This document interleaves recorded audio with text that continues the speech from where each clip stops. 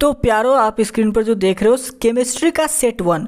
ऐसे हम लोग सेट को ऐसे स्टार्ट करेंगे, जो कि पहला क्वेश्चन से स्टार्ट करते हैं। पहला क्वेश्चन आपके स्क्रीन पर, ए तथा बी तत्व से बना एक यौगिक का संरचना क्रिस्टलीकृत होता है जिसमें ए घन के कणों पर तथा वाई के परमाणु फलक केंद्रों पर अवस्थित है। इस यौगिक का सूत्र क्या होगा? The structure of a compound made of elements A and B is crystallized. The atom A is situated at the corner and the atom B is situated at the center of the each of faces of the cube. What is the formula of this compound? तो आपको formula बताना है। ऐसे ही set के प्यारे दोस्तों आपके question चलने वाले हैं। पहला का जो क्वेश्चन आपने अभी पढ़ा उसका आंसर हो जाएगा आपका ए बी का पावर 3। चलिए क्वेश्चन नंबर आते हैं 2 की तरफ। किसका, क्वेश्चन नंबर 2 देखिए, किसका, ध्यान से देखिए, किसका क्वानाथ्रक एक वायुमंडलीय दाब पर सबसे अधिक होता है? Which has a maximum boiling point at 1 atmospheric pressure. तो पहला जो ऑप्शन है 0.1 MnCl, 0.1 MbCa2 या फिर 0.01 M सुक्रोज या फिर 0.01 M ग्लूकोज। किसका सबसे ज़्यादा होता है? ठीक है, ऑप्शन नंबर हो जाएगा इसका सही का 2 का हो जाएगा बी। चलिए क्वेश्चन नंबर आते हैं हम लोग 3 की तरफ। तो ऑप्शन नंबर ध्यान देखिएगा, क्वेश्चन नंबर 2 का हो जाएगा क्वेश्चन नंबर बी।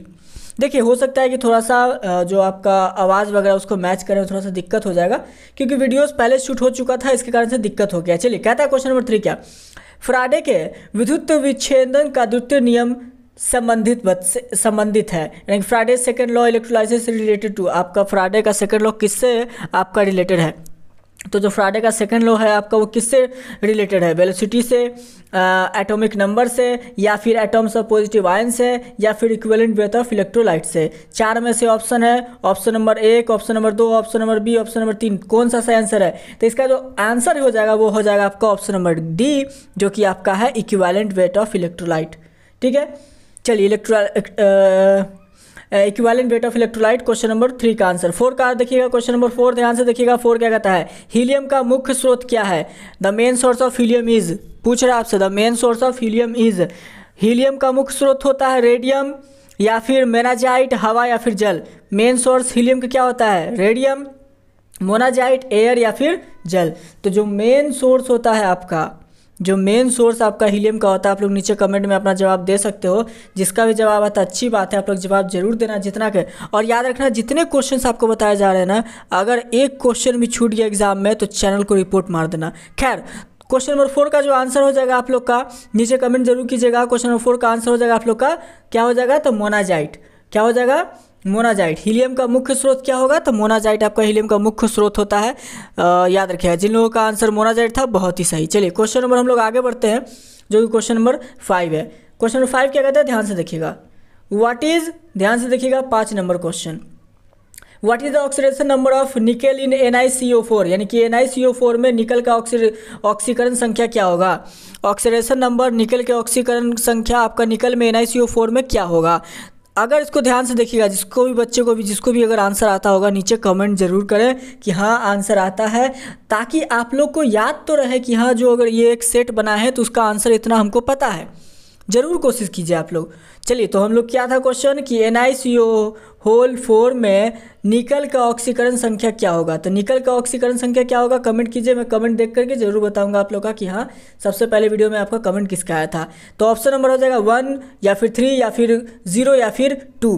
4 ऑप्शन है। तो आपका जब भी निकल का होगा ना, Ni आपको याद रखिएगा निकल का जो होगा, और शायद 3 फरवरी को आपका एग्ज़ाम हो, 2023 में 3 फरवरी को आपका एग्ज़ाम लेगा केमिस्ट्री का, तो उसको भी याद रख के चलेंगे। चलिए बहरहाल निकल में आपका जो संख्या होगा ऑक्सीकरण संख्या वो होता है आपका 0।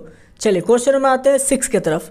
6 बहुत ही इंपॉर्टेंट क्वेश्चन है, ध्यान से देखिएगा क्या कहता है। Which of the flowing does not form hydrogen bonding, कौन सा इसमें से हाइड्रोजन बॉन्डिंग को नहीं आपको फॉर्म करता है? ये आपके ऊपर आंसर देना है। बहुत ही इंपॉर्टेंट क्वेश्चन है। निम्नलिखित में कौन हाइड्रोजन बंधन नहीं बनाता है? NH3, H2O, HF या HCl। ठीक है, कौन सा हाइड्रोजन बॉन्ड नहीं बनाता है? NH3, H2O, HF या HCl। तो ध्यान से देखिएगा क्वेश्चन नंबर 6 का आंसर बहुत इंपॉर्टेंट है और ये बहुत बार पूछता है, बहुत बार इसको पूछता है। तो बहरहाल इसको याद रखिएगा, जब आंसर लगाइएगा तो इसका हो जाएगा HCl। HCl में आपको हाइड्रोजन बॉन्ड नहीं बनता है। यहाँ तक आपने अगर क्वेश्चन को ऐसे कंप्लीट किया है 6 तक तो बहुत ही बढ़िया। और किसी बच्चे का अगर 6 आंसर सही हो तो नीचे कमेंट जरूर कीजिएगा, ताकि आपका ऐसे मनोकामना जो है वो बढ़े। ठीक है, हम लोग कोशिश करेंगे पूरे के पूरे 10 क्वेश्चंस पर डे कराने का, लेकिन 10 से ज़्यादा ही रहेगा, 15 के आसपास। तो आप लोग उसको ध्यान से देखिएगा। क्वेश्चन नंबर 7 देखिए। क्वेश्चन नंबर 7 क्या कहता है? अल्कीन का सामान्य सूत्र है। अल्कीन का सामान्य सूत्र क्या होता है? The general formula of alkene is, BBI है, इसको अंडरलाइन कर लीजिएगा। BBI है, इसको अंडरलाइन कर लीजिएगा। अल्कीन का आपका सामान्य सूत्र क्या होता है? Option number 1 CnH2n, option number 2 CnH2n-2, CnH2n+2, या फिर इनमें से कोई नहीं। बहुत इंपॉर्टेंट है। अल्मीन मैंने बोल दिया था, उसके लिए माफ़ी चाहेंगे।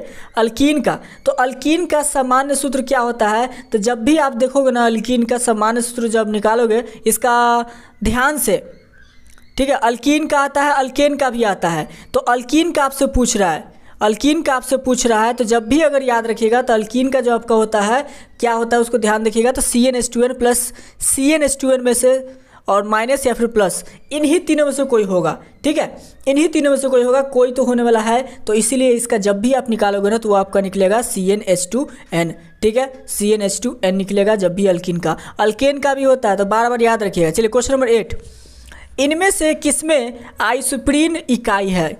आइसोप्रीन मोनोमर प्रेजेंट है किसमें? आपका प्राकृतिक रबर में, टेरेलिन में, नाइलोन में, या फिर पॉलीथीन में, किसमें आपको ये मौजूद होता है? एक BBI क्वेश्चन है, MBBI आप इसको कर सकते हो, ये आपको बार बार हर साल पूछता है, अंडरलाइन जरूर कर लीजिएगा। आइसोप्रीन मोनोमर प्रेजेंट होता है कोई किसमें? नेचुरल रबर में, ठीक है, या फिर टेरेलिन में, या फिर नाइलॉन 66 में, या पॉलीथीन में। तो 8 का जो सही आंसर हो जाएगा वो हो जाएगा आपका option number A, natural rubber में। 8 का सही आंसर क्या हो जाएगा? Natural rubber. चलिए क्वेश्चन नंबर 9 क्या कहता है, ध्यान से देखिए।